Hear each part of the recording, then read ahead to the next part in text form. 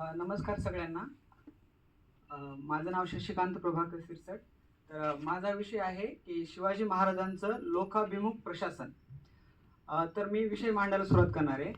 तर ज्या राजाला म्हणजे ज्या राजाचं प्रशासन असं होतं की लोकाभिमुख प्रशासन कशाला म्हणतात, की सगळ्यांना आपल्याला सगळ्या नागरिकांना, सगळ्या समाजाला, तिथल्या सगळ्या लोकांना असं वाटलं पाहिजे, त्या सगळ्यांना असं वाटलं पाहिजे की आपण सगळे समान आहेत. आपल्याला आर्थिक बाबतीमध्ये, सगळ्या बाबतीमध्ये आपल्याला समान वागणूक भेटते. त्यामध्ये व्यापारी असो, विद्यार्थी असो किंवा सगळा शेतकरी समाज असो.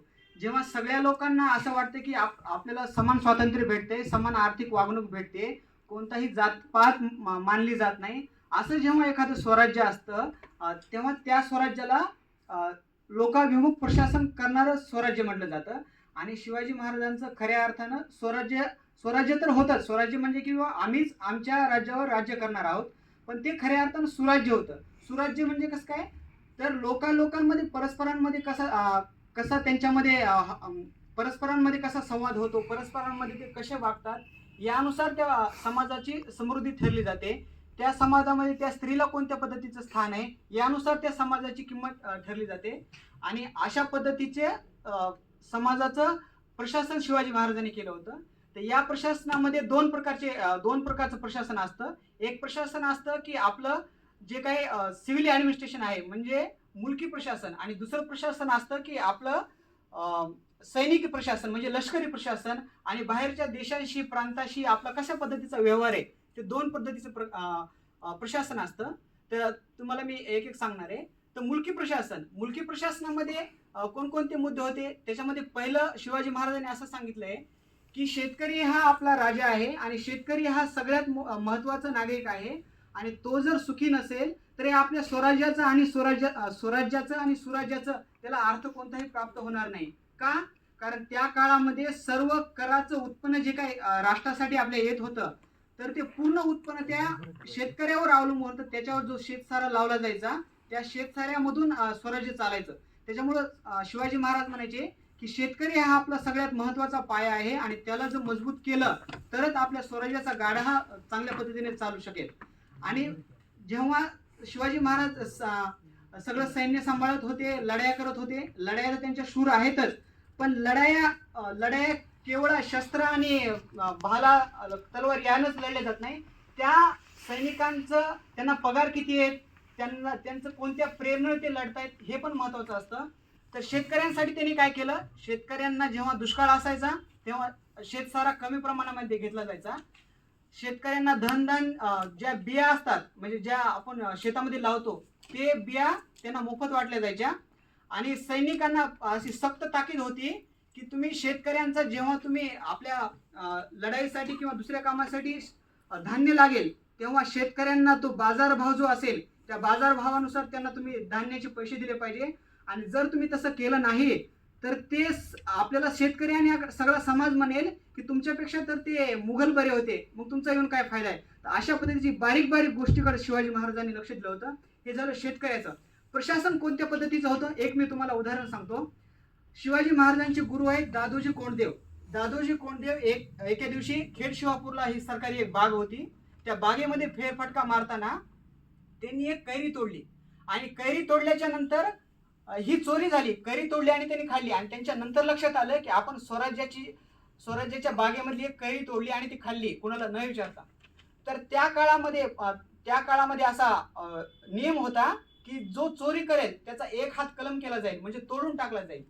तर स्वराज्याच्या एकदम महत्वाच्या राजाचा गुरु दादोजी कोंडदेव हे स्वतःचा हात कलम करण्यासाठी जेव्हा गेले, तेव्हा राजापाशी ही बातमी कळाली की दादोजी कोंडदेवांनी एक कैरी चोरलेली आहे, खाल्ली आहे आणि त्याच्याबद्दल ते हात काढतायत.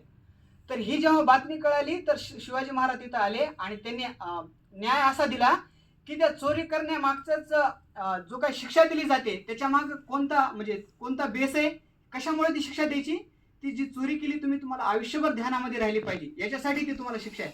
तर ती शिक्षा काय दिली की तुम्ही हात तोडायचा नाही. तर एक जी काही आपल्या शर्टाची दोन बाह्या असतात त्याची एक बाही अर्ध्यातून कापायची आणि ते आयुष्यभर त्या पद्धतीचं शर्ट दादोजी कोंडदेवांना घालावं लागलं. म्हणजे स्वराज्याच्या स्वतःचा गुरु जो आहे त्याला सुद्धा समान शिक्षा दिली, हे त्यांचं प्रशासन होतं. म्हणजे आपल्या इथे साधा नगरसेवक जरी असेल तरी तो सिग्नल तोडताना म्हणतो मी ह्या गल्लीचा नगरसेवक आहे, आणि आमदार आणि खासदार असेल तो कोणतंही बघायचंच काम नाही. पण शिवाजी महाराजांचं त्या प्रकारचं प्रशासन नव्हतं, सगळ्यांना समान रोल. दुसरं उदाहरण सांगतो, प्रशासनामध्ये कशी शिस्त होती. रांजेकर नावाचे एक पंतप्रधान होते, त्यांनी एका शेतकऱ्याची जमीन लाटली, त्याबद्दल त्यांना पदावरून काढून टाकलं. तर अशा पद्धतीचं प्रशासन होतं. शिवाजी महाराजांनी आरमार तयार केलं, वेगवेगळे प्रशासन चांगल्या पद्धतीने चालवलं. जेव्हा शिवाजी महाराज गेले तेव्हा त्यांच्या किती दूरदृष्टी होती. त्यांच्या खजिनामध्ये 9 कोटी रुपये आणि कित्येक शस्त्रसाठा अन्नधान्य होतं. एका इंग्रज अधिकाऱ्याने असं वर्णन केले की रायगडामध्ये एवढ्या पद्धतीचं शस्त्रसाठा आणि अन्नधान्याने पैसे आहेत की एका रायगडामधले सगळे सैनिक मिळून अख्ख्या जगाशी सुद्धा युद्ध करतील एवढ्या पद्धतीचा साठा आणि दूरदृष्टीचा हा नेता होता. तर मला एक शेवटचं उदाहरण सांगायचंय की जेव्हा आपण लावलेली शिस्त समाज पाळतोय का हे चेक करण्यासाठी एकदा गडावर गेले. त्या गडावरचा जो किल्लेदार आणि जो सेवक होता, रक्षक, तो सावळ्या तांडेल होता. सावळ्या तांडेल जेव्हा दारात गेले, सावळ्या तांडेलला म्हणले की किल्ल्याचा असा नियम होता की सूर्यास्त झाला की दरवाजे बंद, सूर्य उदय झाला तेव्हा दरवाजे उगवणार. तर महाराज गेले आणि म्हणले की सावळ्यात तू दार उघड. ते म्हणला कुणी असेल तरी मी दार उघडणार. शिवाजी महाराज मुंडासं बांधून गेले होते. ते म्हणले की मी ह्या सरदाराचा मुलगा आहे. ते म्हणले तुम्ही सरदाराचा असा नाही तर कुणाचा असं मी दार उघडणार नाही. पण मग शिवाजी महाराज प्रसन्न झाले आणि म्हणले की मीच तो शिवाजी महाराज आहे, मला तरी दार उघड. पण सावळ्या तांडेल म्हणला महाराज तुम्ही जरी स्वतः असाल तरी दरवाजा उघडणार नाही म्हणजे नाही. आणि ती कविता प्रसिद्ध झालेली आहे की खबरदार जर टाच मारून याड पुढे तर चिंदड्या उडवीन राई राई एवढ्या. अशा पद्धतीची प्रशासनाची व्यवस्था असल्यामुळं हे शिवाजी महाराजांचं लोकप्रशासन सगळ्यांना आपलं वाटत होतं, आणि ते आपलं जेव्हा वाटतं तेव्हा ते खरं लोकप्रशासन ठरतं. शेवटचं एक वाक्य सांगतो. एका इंग्रज अधिकाऱ्यांना, तो फायनान्स सेक्रेटरी होता, त्यानं अभ्यास केला पूर्ण इतिहासाचा आणि त्यांनी लिहून ठेवलंय की आम्ही इंग्रजांनी सगळं साम्राज्य कसं काय भारताला लुटलं आणि ताब्यात घेतलं. तर त्याच्यामध्ये त्यांनी हे सांगितलंय की हा जो सगळा समाज होता तो शिवाजी महाराजांना विसरला आणि त्या विसरल्याच्या कारणामुळे स्वातंत्र्य गमावले गेले. धन्यवाद.